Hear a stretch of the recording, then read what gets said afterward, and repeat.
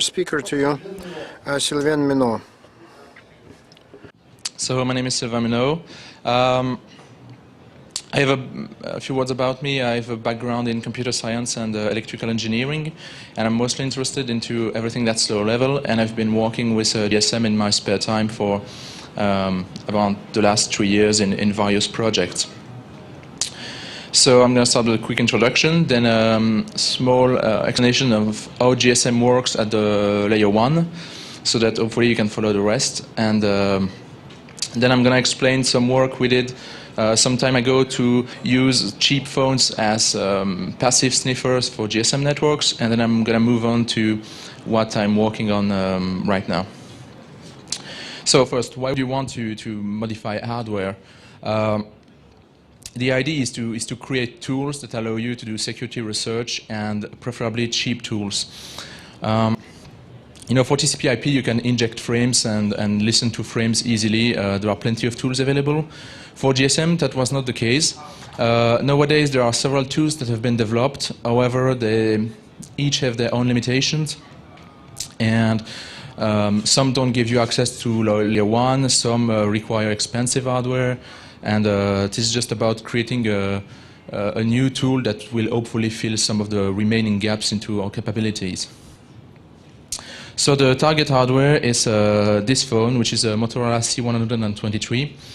And why was it chosen?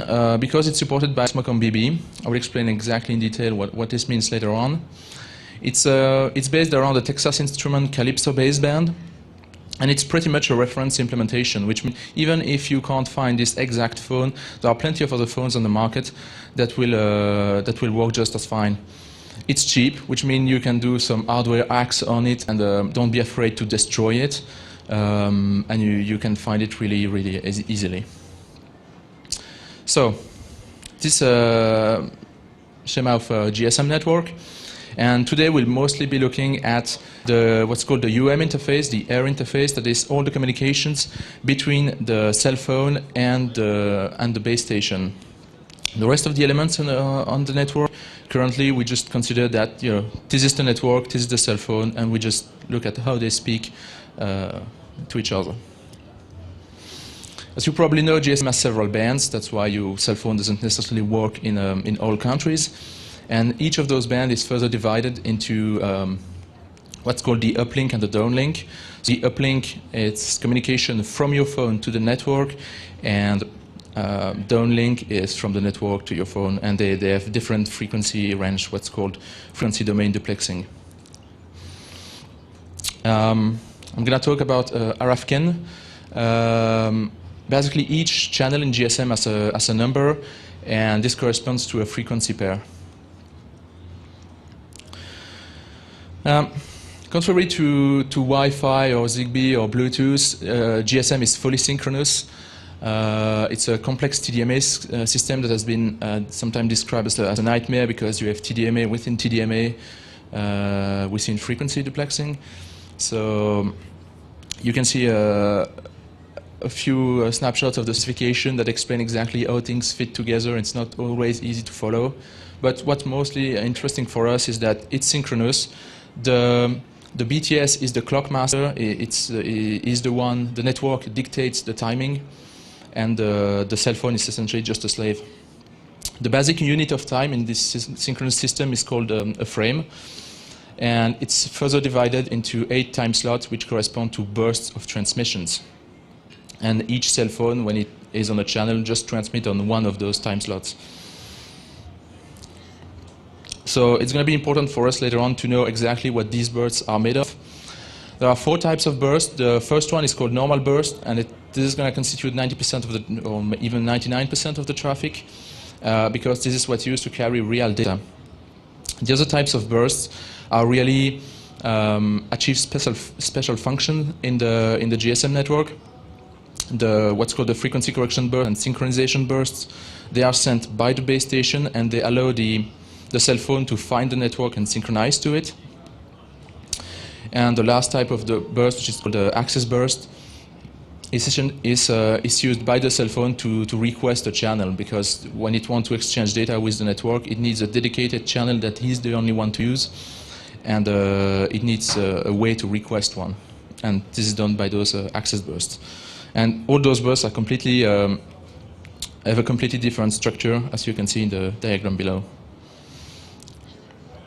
So, passive listening. So, a bit of history.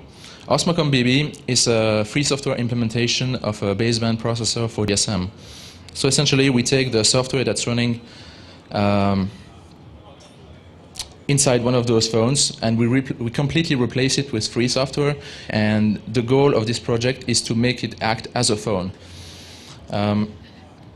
For GSM research, that was already a big advancement compared to what was previously available.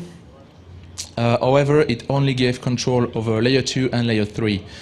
And so that really wasn't enough for me. So as soon as Osmocom BB started, I decided that, okay, I want to use those phones as passive listener, be able to sniff what's on the network, and I really want access to the raw burst, the raw bits that are modulated on the air. And I wanted that because if you want to apply the various cryptographic attack on A5, the GSM cipher, you need those raw bits. You can't do it from L2 because in GSM, ciphering is applied at layer 1. As bonus, I wanted to be able to sniff both the uplink and downlink, and I wanted to be able to follow frequency hopping in GSM, which is an optional feature, but I wanted to support it mostly because the year before, the GSM Association said it would take a lot of resources and expensive hardware to make a passive listener, and you know, proving them wrong is always a bonus. The work started immediately after Osmocom BB was initiated, but since I do this in my spare time, it took some time to achieve something that worked, and that was presented at the end of 2010. However, at the time, I didn't really give a lot of detail about how this was achieved, and this is what I wanted to do in this particular section. So to know exactly what prevents us from listening to raw burst, we have to look at the receive chain in the phone. These are the various elements that you can find in a typical phone, a GSM phone, and we're just going to go through them one by one and see if they can be a problem or not. So the first element is obviously the antenna. There's really nothing special about it. It's not especially good, but it's not especially bad either. And if you can replace it, if you want to replace it, you can. Just after the antenna, you're going to find the reception filters. Those will filter out any interference that are not inside the correct band. So if you want to receive the downlink communication, so from the network to phones, there's not a problem. It's what the filters do. However, if you want to listen to what other phones are saying, well, the signal is going to be attenuated by those filters. So you have two choices. You can either ignore the problem, and if you are in a laboratory setting, it's not a problem because the victim phone is so close to you, the signal is so strong that those filters won't do much damage. However, if you're trying to listen to remote phones, this might be more of a problem, and so you can remove those filters. It's a hardware modification, so it requires some SMD soldering skill, but it's doable. The next element is called the RF mixer, and you can view this as a tuner. It just selects which frequency your phone is going to receive. Again, for downlink, that's exactly what it's been designed for. There is no problem. For uplink, however, we're asking it to tune into a frequency that it's not been designed for. The solution to that is we just ignore the specification. The frequency is not that far from the specification, so we tested. It turned out that it worked just fine, so we moved on. What's called the analog baseband is the next step. That's essentially an analog to digital converter. So again, no problem. And then we get to the big problem. The digital baseband, the Calypso chip itself, is composed of two CPU, a DSP core and an ARM core. And the DSP core is ROM-based, which means we can't easily change its functionality. So that's going to be a problem, and that's going to be most of the work that I will explain. If we somehow can bypass the DSP, we get to the ARM core. The ARM core is running the Osmocom BB firmware. That is a completely free software. We can modify it at will. So again, not a problem. And then we can send all the sniff data to the host to display in Wireshark or do analysis or break the keys or whatever we want to do. So the DSP. As I said, it's ROM-based, which can be a problem. However, from some leaked documentation, we knew that TI, Texas Instruments, had some way to patch bugs. So somehow it must be possible to modify the functionality of the DSP, at least in some manner. We just had to figure out how. The way the DSP works is the ARM is the master. It sends command to the DSP, and the DSP will execute those commands, the so-called tasks. And obviously, there is no task that says sniff the network, unfortunately. We looked. So we need to write one. So how are we going to modify the DSP? The first step was obviously to dump the ROM, then analyze it, then patch it, which sounds easy in theory. Reading some documentation and some leaked source codes, we discovered that the DSP had a bootloader that essentially allows us to upload a stub of code to RAM and execute it in RAM, which sounds great because that means that we can upload our own code and have it send the content of the ROM to the ARM, and from the ARM we can get it to the PC for analysis. Unfortunately, that didn't work because TI has a so-called security feature, and when your code is executing from RAM, the ROM is locked out. You just can't read it, which was kind of a problem for us. So the way we fixed that is we assumed that somewhere in the ROM there had to be a memcopy implementation. And if we can call that memcopy implementation, that means that the code that actually reads the ROM is going to be in ROM, so it's going to bypass that security feature. And we had no idea where, obviously. We just looked through standard libraries of how a memcopy would be implemented into that DSP, and we brute forced the location of it, and that worked. I mean, in about an evening or something like that, we were able to find 2 instructions that allowed us to read the ROM, word by word, and stream it later on to the PC. Those are 2 snippets of code we found, and so the first one is for reading the program space, and the second one is to read the data space. And yeah, so we did that. We uploaded we wrote the software that dumped the ROM and creates a binary image. We load it into IDA Pro. The good news is it was a DSP supported by IDA Pro, so we didn't have much to do to decompile the code. And we knew the entry point, which is always a big bonus. Unfortunately, you quickly notice that the ROM is a mix of C and handcrafted assemblies, and it's obviously been written by different teams or different people because there's absolutely no calling conventions, or the code is basically a bit of a mess, and some of the routines are very, very optimized, which means they're very hard to understand. I mean, reading assembly is already not that easy. Reading DSP assembly for an architecture you don't know is also not easy, and when there is no convention, it's really good. And the other thing we noticed immediately is there is a lot of indirect calls. So instead of calling a function directly, they call a function pointer, and that function pointer is in RAM. So what you have is several tables at several places in memory where that are function pointers that are filled in during the DSP boot process, and that's how DSP patching works. Because if you want to replace a function or add a functionality, what you do is you wait for the function pointer tables to be filled in. Then you call the DSP bootloader, you upload your own functions in RAM in some zones that are not used, and you replace the entries in those tables so that your function gets called instead of the ROM function. So at this point, we know how to patch it. We just need to know what to write to make it do what we want to do. And the way we did that is the DSP code doesn't have any strings or anything like that, obviously. So the only way we had to trace the functionality is to use interrupt and IO access. So we know where the interrupt vector is, and we can make some assumption. I mean, we know the DSP is going to execute the orders from the ARM at each DSP frame, so it stands to reason that at each frame interrupt, we're going to find the code that execute those tasks, and we were able to find that, trace it, and add our own tasks. Same thing for DMA interrupt. I mean, each time a DMA is completed to get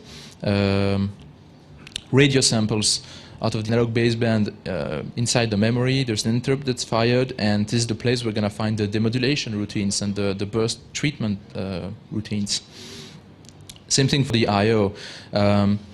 So the DSP has two I.O.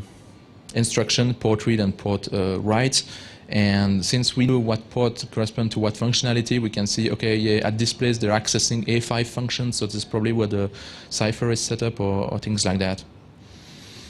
And this way we're able to map enough of the DSP firmware to understand how it works and to write our own functionality, which is essentially add a task that sends us the raw demodulated bits to the ARM without any further processing.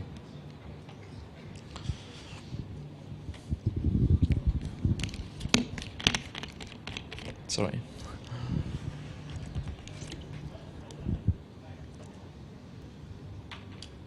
So now we can move on to what we're working on right now. And essentially it's an attempt to convert one of those phones and make it act as a base station.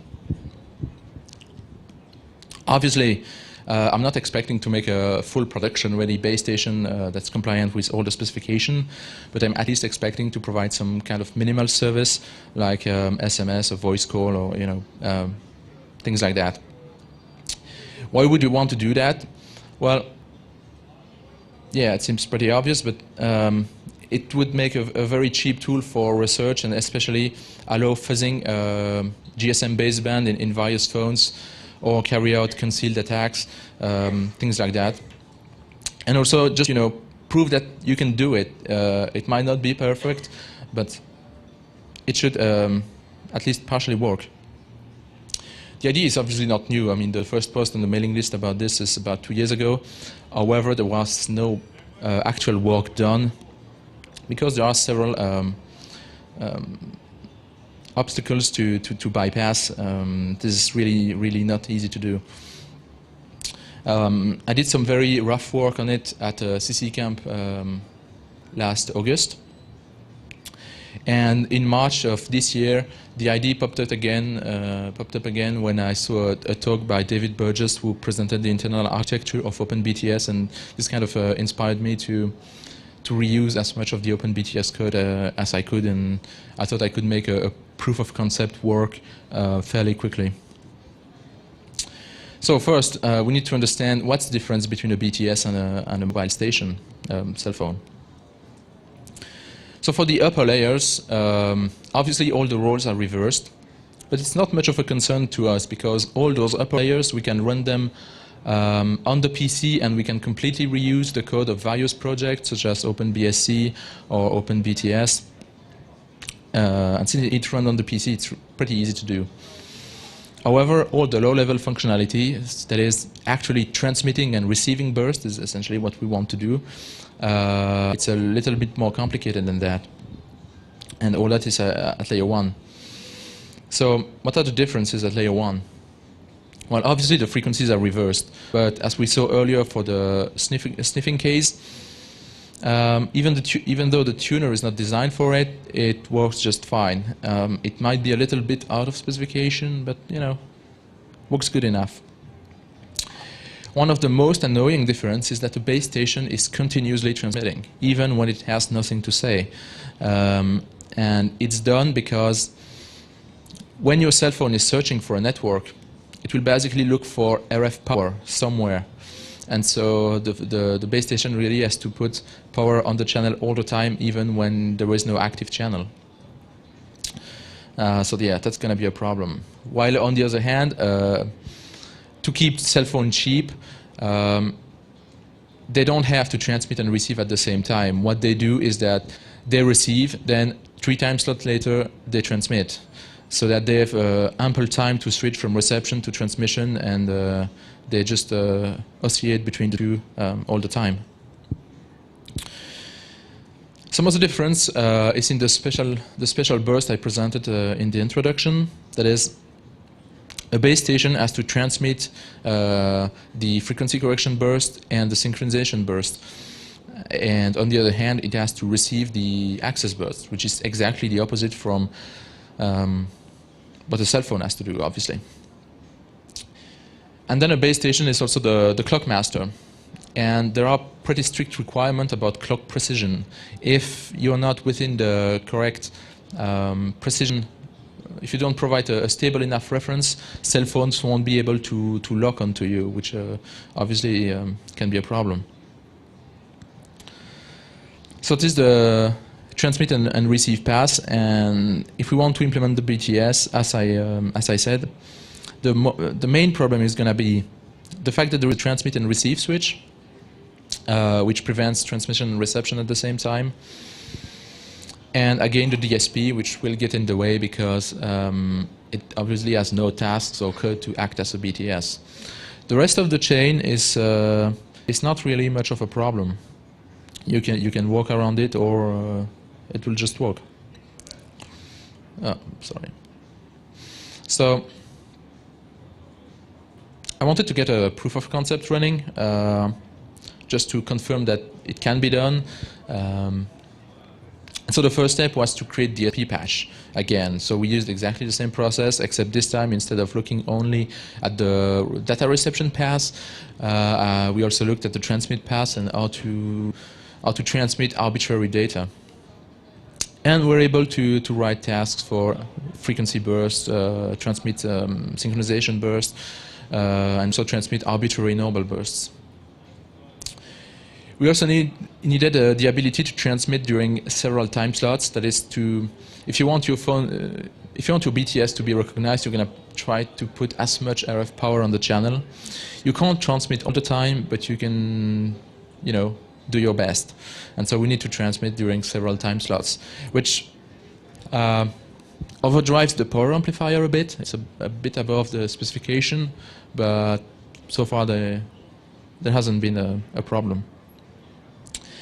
For all the other layers, that is layer 2, layer 3, and even the upper layer of layer 1, all the forward error correction stuff, we just reuse OpenBTS as is, because OpenBTS has kind of a neat architecture where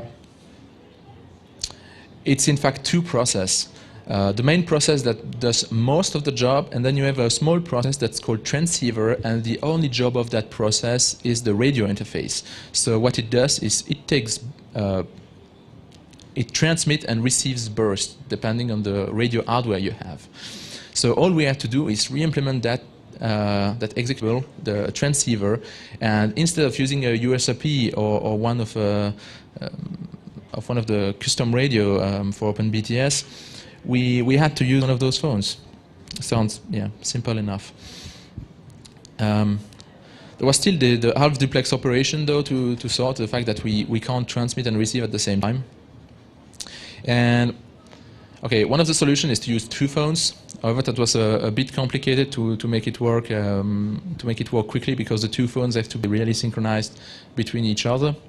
So a solution that is kind of working right now. It's not entirely reliable, so I hope it will work, but it works most of the time. And the solution is to essentially you transmit as much as you can, but at some point you have to receive, and you do your best. And the 8 letters that are there, the TT -R TTT, is what I'm doing at each of the 8 time slots. The first time slot, I transmit valid data. The second time slot, I just transmit noise, just to put something on the channel, to put RF power there. The third time slot, well, I have to switch to reception at that point. Unfortunately, it's not instant. The switch needs some time to actually switch to reception. Then you need to retune the PLL and things like that. It doesn't take an entire time slot, but yeah, well, you don't have a choice. You either do something or you don't do anything for the time slot. Then I received a burst from the cell phone. Then I retune again to transmit, and then transmit 3 more time slots of noise just to put something on the channel. this only provides like one channel, which is very limited because it also has to be shared with the broadcast, the beacon. This setup doesn't actually allow voice calls, but it allows control messages, which mean location update, SMS, and things like that. And finally, I needed the phone to be sufficiently precise to serve as a reference to other phone. And the way I do that is I just synchronize the phone with a commercial cell. I choose a cell that exists here, and I use it as a reference to synchronize the phone, and then the phone kind of redistribute that timing standard to other phones. So this is how it looks like on the air. So this is a waterfall display, except turned the other way around. And so in a commercial cell, you would see, bright stuff everywhere. But here you can clearly see that there is a few parts that are missing. And this is when I switch to reception. And this is what currently makes it not ideal. But that's about the best I can do with a single phone. So I'm going to try to make it work, which is, given the alt duplex operation, it's not. It doesn't really work reliably. However, when it fails, it kind of always I mean, when it works reliably. Sorry, but when it doesn't work, it also doesn't work reliably, which is a bit of an issue. And I mean, we're just gonna have to try it. Yeah. So the first thing I'm going to do is to load a custom firmware on the phone. Then I'm going to launch OpenBTS with this special setup, the special transceiver.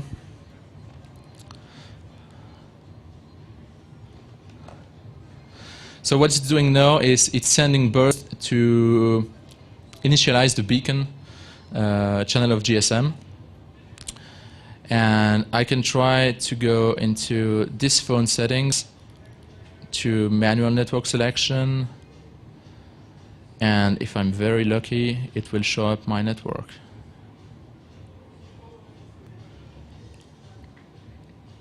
And of course, scanning for network always takes forever.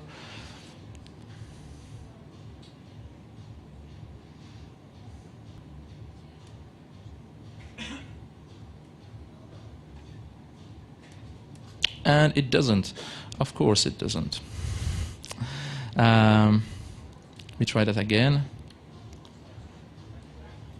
The thing is, depending on which cell you use as a reference and which cell this phone is camped on, kind of makes a random behavior, and this thing I didn't experience at home. However, I can try to change the reference cell to make it work if the network doesn't show up right now. Okay, so give me a second to change the reference network.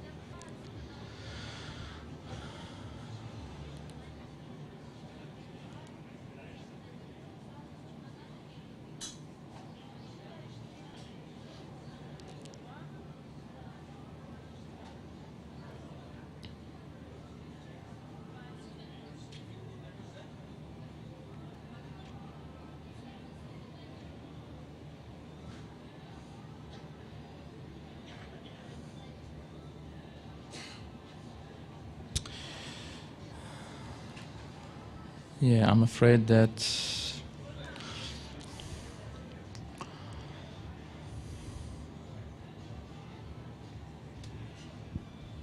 So if anybody has any question in the meantime.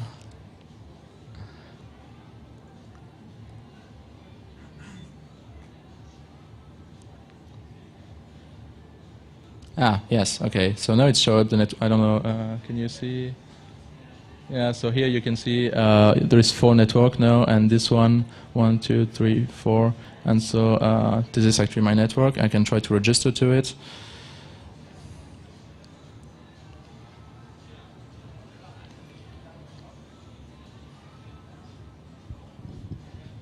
Come on. Ah, okay. So you can see that it's talking to the cell phone, and it should accept the registration and send me a SMS. Okay, and then you can see the welcome SMS that's being sent by OpenBTS itself. And if you look at the... Thank you. It was hard, but it ended up working. So here you can see the communication of OpenBTS and the various messages that are exchanged. Yeah, here, including SMS delivery. So if you can go back to the slides, please. Someone? Thank you.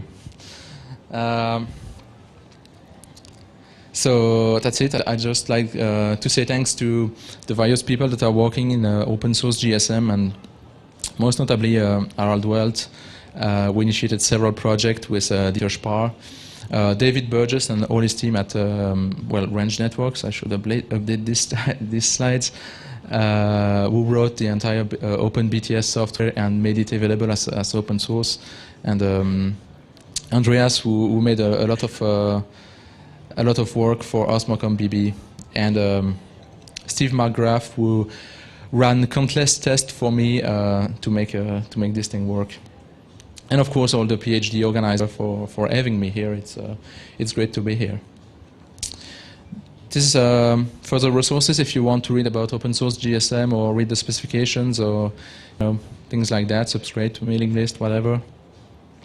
And that's it. Thanks for your attention.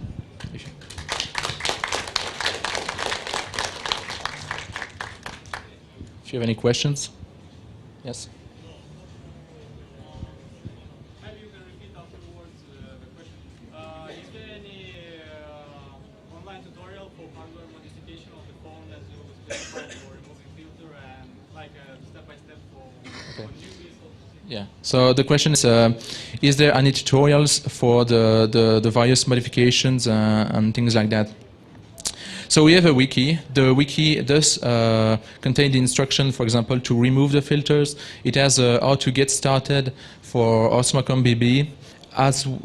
And I know SL Labs, Security Research Labs, on their side, they have a tutorial for GPRS sniffing, for example. So you can have some resource there. It's always useful also to search the mailing list archives, because unfortunately some of the explanations are not always mirrored on the wiki. But so please, if you get started and you find something that's not on the wiki, complete the wiki. That'd be a great help.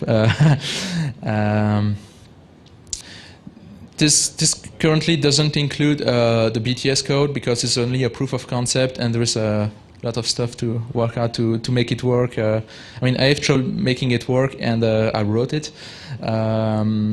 So I want to make it a little more user-friendly before I release it.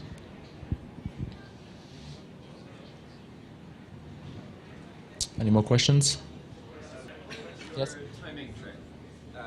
It's terribly clever, but what other things did you try? Do you have any other clock sources available, or? Yeah, so I suppose you're talking about tracking the timing of a commercial cell? Yeah, it's really yes. to copy their timing. Yes. But it doesn't seem like that would be the first thing that you would try if you had other options.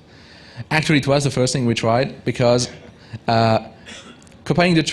following the timing of a commercial cell is a normal phone function. So we already had all the code to do that. Okay.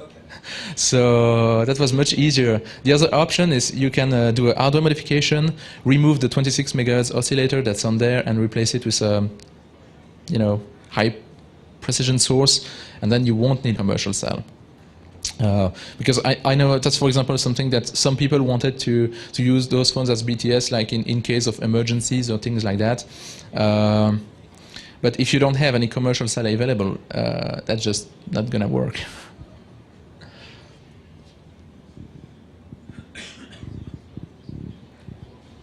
No more questions? Yeah.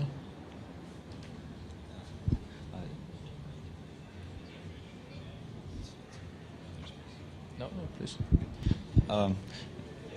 Я по-русски скажу пару слов. Если So I would like to add a few words. If anyone still has good questions and you want to discuss on Saturday, Sylvain is going to talk about his activity with Osmocom in more detail. We have that on Saturday. On Friday in Space Room, he is going to talk about his activity, his work in cracking tri-GMR and security and Tetra security research. So if you want to talk about it, so come on Friday at 7:30 and to Space Neuron, and on Saturday at 5. And if you want to experiment with Osmocom, we have two serial cables to connect the phones to computers. They're difficult to buy. If you have wishes and you have a desire to try to play with it, but you